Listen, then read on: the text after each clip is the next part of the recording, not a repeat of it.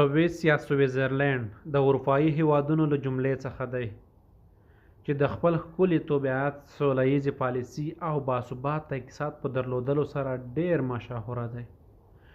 ښکلاګانې یې دومره زیاتې، خوندورې او ښایستې دي چې خلک یې د دې دنیا جنت بولي. هره منظره یې یو زړه راښکونکی منظر لري، په لیدو یې د انسان زړه ته سکون ورکوي. خلک یې دنیاوي جنت بولي. مساحت یې 41,290 کیلومتره مربع دی.